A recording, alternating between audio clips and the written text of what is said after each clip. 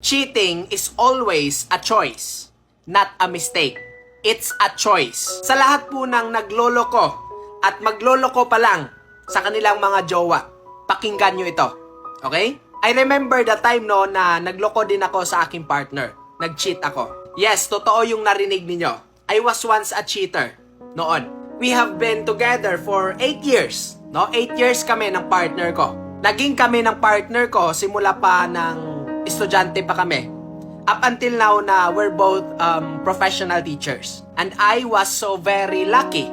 Lucky ako. Kumbaga, swerte ako na binigyan pa ako ng tsansa.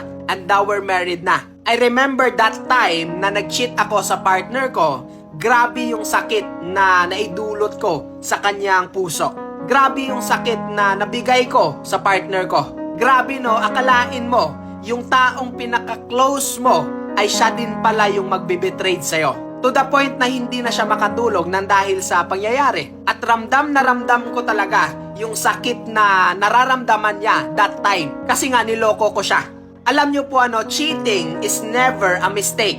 It's a choice. Bakit nasabi kong choice ang cheating? Because in the first place, you do it in your own voluntarily. Nasabi kong choice ang cheating kasi ginawa mo yan voluntarily. Alam niyo po napakaraming reason o rason para mag-cheat ang isang tao. Pero ni isa doon, makinig po kayo sa akin, pero ni isa doon, walang valid na reason. Kahit ano pa yung rason na nag-cheat ka, hindi valid yon. Kasi may partner ka in the first place. Alam niyo po isa lang talaga ang natutunan ko sa aming relasyon. If ever mag-cheat man kayo sa partner ninyo, it's better to break it off na muna sa current partner ninyo.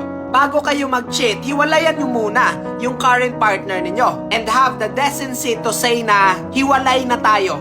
Bago mo gawin yung bagay na yon, ang pagloloko, hiwalayan mo muna yung current partner mo. Hiwalayan mo muna bago mo gawin yung mga bagay na yon.